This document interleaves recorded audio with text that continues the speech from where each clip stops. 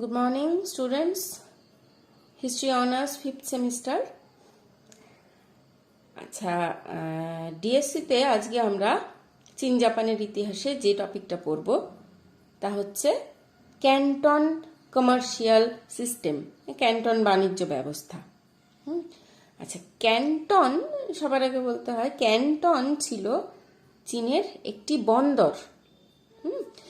এই বন্দর বিদেশিদের জন্য একমাত্র খোলা বন্দর ছিল। চীনে তো আরো অনেক বন্দর ছিল, কিন্তু সব বন্দরের মাধ্যমে বিদেশিরা ব্যবসা বাণিজ্য করতে পারতো না।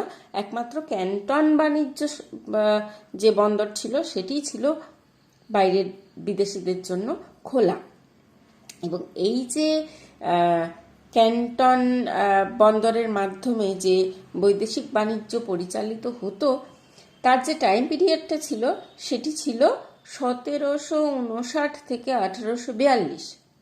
এই 1759 থেকে 1842 খ্রিস্টাব্দ পর্যন্ত ক্যান্টন বন্দরের মাধ্যমে চীনে বৈদেশিক বাণিজ্য পরিচালিত হতো। কিন্তু এই বাণিজ্য ছিল এক বন্দর কেন্দ্রিক, অর্থাৎ সিঙ্গল পোর্ট ট্রেড। চীনে তো আরো অন্যান্য অনেক বন্দর ছিল, কিন্তু সেইগুলো ছিল বিদেশিদের জন্য নিষিদ্ধ।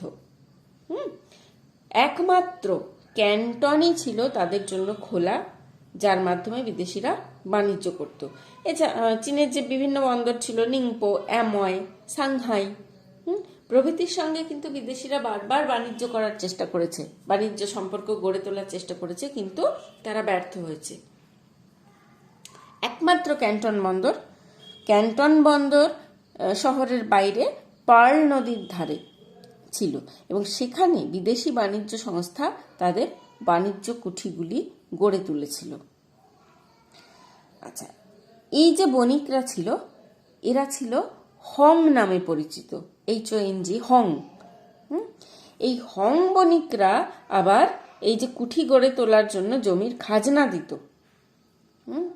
এবং এই কুঠি যারা গড়ে তুলেছিল, যে বিদেশি বণিকরা ছিল, তারা মেইনলি ছিল ব্রিটিশ, মার্কিন, ফরাসি, ওলন্দাজ, বেলজিয়ান, দিনেমার, স্পেনীয় প্রমুখরা এখানে কুঠি স্থাপন করেছিল। ক্যান্টন বাণিজ্যের যে ধরন ছিল, যে টাইপ ছিল, সেটা ছিল একটু একচেটিয়া।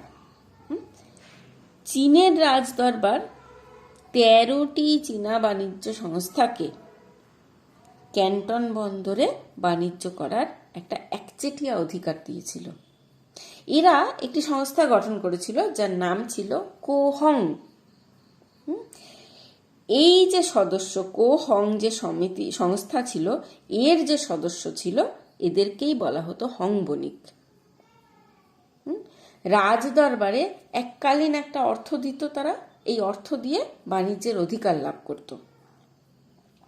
আর এদের যে কাজের তদারকি করত ক্যান্টন বন্দরের চীনা শুল্ক অধ্যক্ষ, তাকে বলা হতো হোপ্পো, HOPPO, হোপ্পো।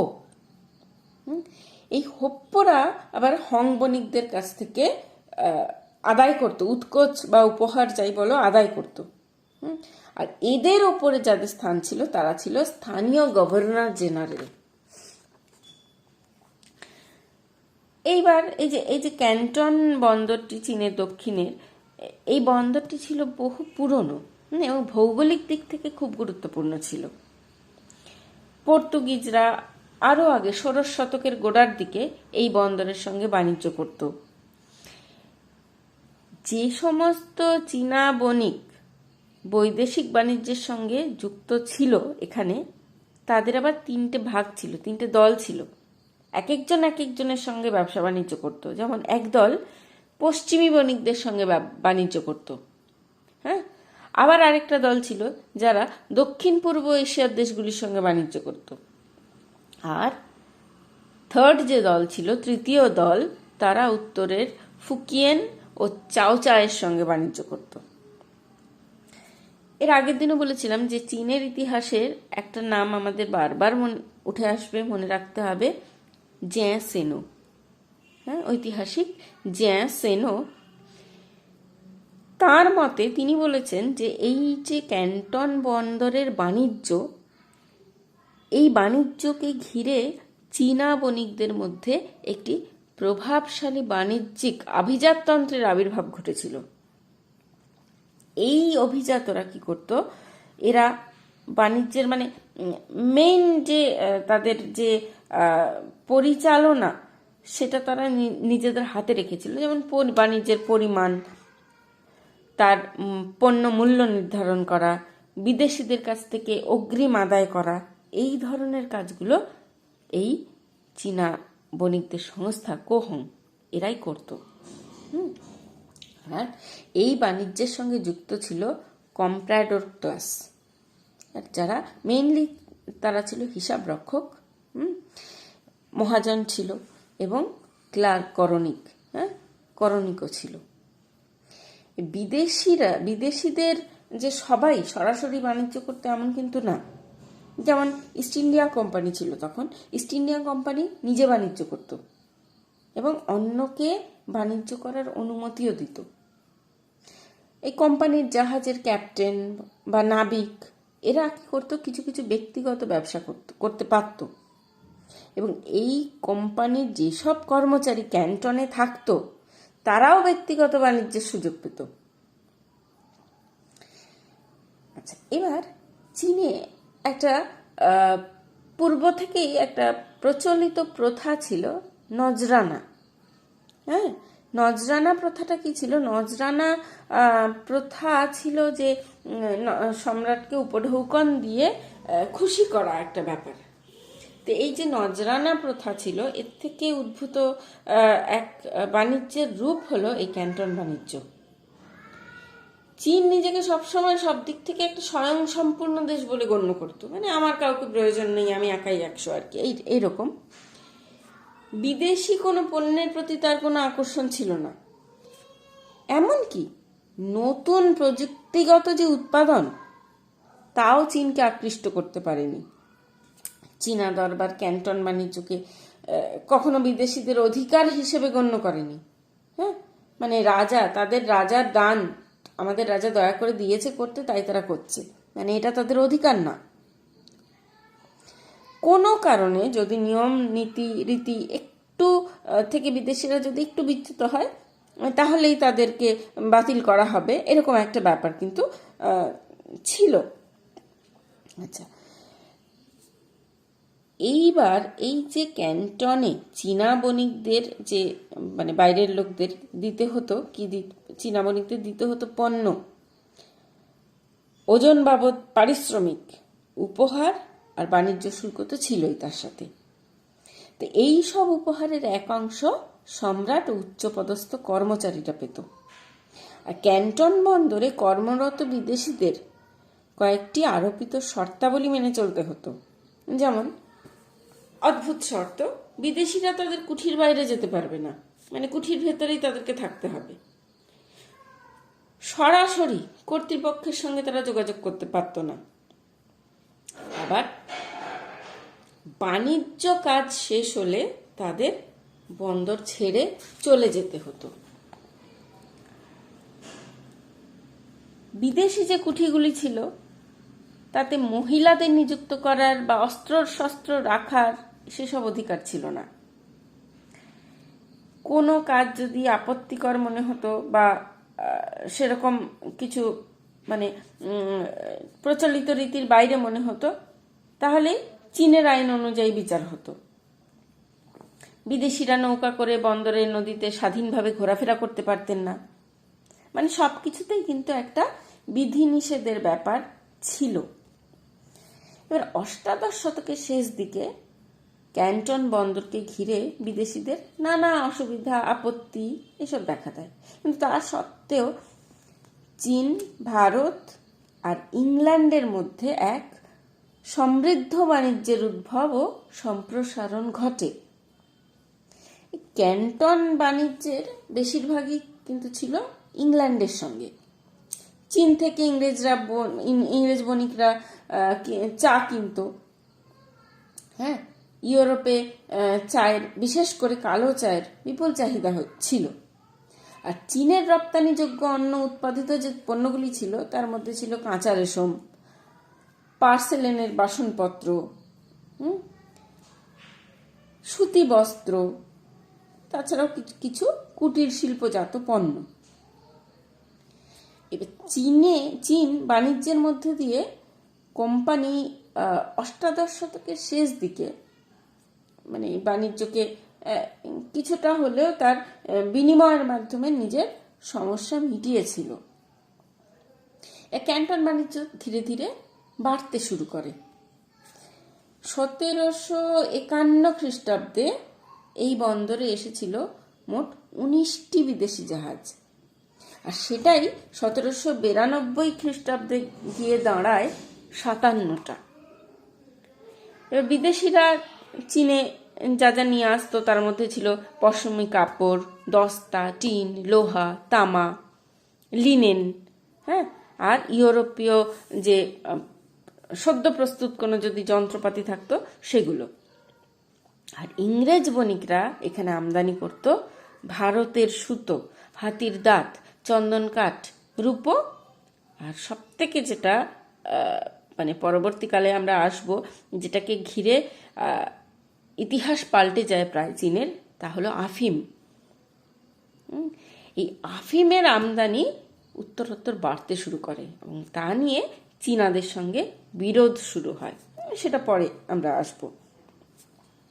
আচ্ছা, কিন্তু যাই হোক, যতই আমদানি রপ্তানি যেভাবেই চলুক না কেন, ক্যান্টন বাণিজ্যের লাভের পাল্লা কিন্তু ছিল সবসময় চীনাদের দিকে। তার কারণ ছিল চীন বিদেশিদের আমদানি করা খুব কম পণ্যই কিনত। হ্যাঁ, আচ্ছা, এবার হং বণিকদের যে মূলধন জোগাড় করতে হতো বাণিজ্যের ক্ষেত্রে, বাণিজ্য থেকে যা লাভ হতো, লাভের পরিমাণ সেটাও কিন্তু খুব একটা কম ছিল না। কিন্তু এই বাণিজ্যে দুর্নীতি উৎপীড়ন ছিল। হ্যাঁ, তো যাই হোক, যদিও এটা দরবারে স্বীকৃত বাণিজ্য ছিল, সুতরাং যেভাবে চলে আসছিল সেভাবেই এটা চলতে থাকে। আচ্ছা, অষ্টাদশ শতকের শেষে 19 শতকের গোড়ার দিকে, প্রথম দিকে ক্যান্টনের নিয়ন্ত্রিত বাণিজ্যের অবসান ঘটিয়ে ব্রিটিশ জাতি প্রাচ্যের সঙ্গে সমতার ভিত্তিতে অর্থনৈতিক সম্পর্ক প্রতিষ্ঠার একটা চেষ্টা চালায়। ক্যান্টন বাণিজ্য প্রথা একটা বিশেষ সময়ের সঙ্গে হয়তো ঠিক ছিল, সঙ্গতিপূর্ণ ছিল, কিন্তু শিল্প বিপ্লবের পরে ইংল্যান্ডের যে ধ্যান ধারণা ছিল তার সাথে একেবারেই এর সামঞ্জস্য কোনো ছিল না। এবার স্বাভাবিকভাবেই ব্রিটিশ সরকার উদ্যোগী হয়েছিল যে ক্যান্টন ব্যবস্থার বিধিনিষেধ দূর করে আন্তর্জাতিক আইন অনুযায়ী চীনের সঙ্গে বাণিজ্য সম্পর্ক গঠনের একটা প্রয়াস চালাতে। এবার বিদেশিদের প্রধান অভিযোগ ছিল তিনটে: 1, বন্দর বাণিজ্য; 2, ব্যক্তি স্বাধীনতার উপরে যে আরোপিত বিধিনিষেধগুলো ছিল সেগুলো; এবং 3, জবরদস্তি যে অর্থ আদায় চলতো সেটা। এবার চীন সরকার বিদেশিদের দেশের অভ্যন্তরে প্রবেশ করে বাণিজ্য করার অনুমতি তো কোনোদিনই দেয়নি। এবার ব্রিটিশ সরকার চীন সরকারের সঙ্গে আলাপ শুরু করে। আলাপ শুরু করার জন্য তারা 3 বার দূত পাঠায়। কিন্তু প্রথমবার যাকে পাঠানো হয় তিনি যাই হোক মানে লক্ষ্যে পৌঁছানোর আগেই তার মৃত্যু হয়। এরপরে 1792 খ্রিস্টাব্দে লর্ড ম্যাকার্টনি প্রাচ্যে ব্রিটিশ বাণিজ্য বৃদ্ধির জন্য চীনের সঙ্গে বাণিজ্য চুক্তি করতে চান, কিন্তু তার মিশনও সফল হয়নি। তার বাণিজ্য চুক্তির প্রস্তাব চীন সম্রাট, তখন ছিলেন চিয়েনলুং, বাতিল করে দেন। এর মধ্যে চীনের সঙ্গে ইংল্যান্ডের আরো কয়েকটি বিষয় নিয়ে মতবিরোধ তৈরি হয়। কোম্পানি নেপালের উপরে আক্রমণ চালিয়েছিল, নেপাল ছিল আবার চীনের করদ রাজ্য, চীনের উপকূলে মার্কিন স্টিমার হান্টার ব্রিটিশ যুদ্ধজাহাজ দখল করে নিয়েছিল। এইসব নানা ধরনের সমস্যা টুকটাক চলছিল। এবার একে তো ক্যান্টন ছাড়া বিদেশিরা অন্য কোনো বন্দরে ঢুকতে পারতো না, হং বণিকদের মাধ্যমে তাদের বাণিজ্য করতে হতো। একটা নির্দিষ্ট অঞ্চলে তাদেরকে প্রায় অবরুদ্ধ করে আটকে রাখা হয়েছিল যে এর বাইরে তোমরা বেরোতে পারবে না। এই ব্যাপারগুলো কিন্তু একটা ক্ষোভের সৃষ্টি করছিল। সরকার বৈদেশিক বাণিজ্য থেকে যা শুল্ক পেত তা কিন্তু খুবই সামান্য ছিল। কোহং বণিকরা বিদেশিদের কাছ থেকে বেশি হারে শুল্ক আদায় করতো ঠিকই, কিন্তু সরকার তার অংশীদার হতো না। এবার বিদেশি বণিকরা এই ব্যবস্থার বিরুদ্ধে বারবার আবেদন জানাতো, কিন্তু কোনো ফল হতো না। এই জন্য সরকার একবার কোহং ব্যবস্থা তুলে দিয়েছিল, কিন্তু পরে আবার তাকে ফিরিয়ে আনা হয়। এই এক বন্দর কেন্দ্রিক একচেটিয়া বাণিজ্য, ক্যান্টন বাণিজ্য কখনোই পশ্চিমী দেশগুলো কিন্তু পছন্দ করেনি। তারা চীনের সঙ্গে অবাধ বাণিজ্য, মুক্ত বাণিজ্য চেয়েছিল। ইউরোপে অবাধ বাণিজ্যের পক্ষে জনমত তৈরি হয়েছিল এবং চীনের সঙ্গে ইংল্যান্ডের বাণিজ্য কিন্তু বেড়েই চলেছিল। তো যাই হোক, এইবার ব্রিটিশ বণিক, আমরা তো আগে উল্লেখ করলাম যে ব্রিটিশ বণিকদের ক্যান্টন বন্দরে নানা বিধি নিষেধের মধ্যেই বাস করতে হতো।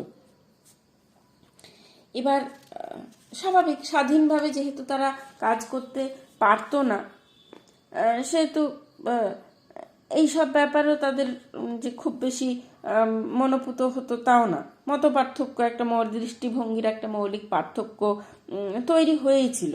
হ্যাঁ, একটা সমতার ভিত্তিতে তো কিছু হতো না, একটা অন্যরকম একটা দুই দলের মধ্যে একটা মনোমালিন্য, একটা অন্যরকম একটা মনোভাব তৈরি হয়েছিল।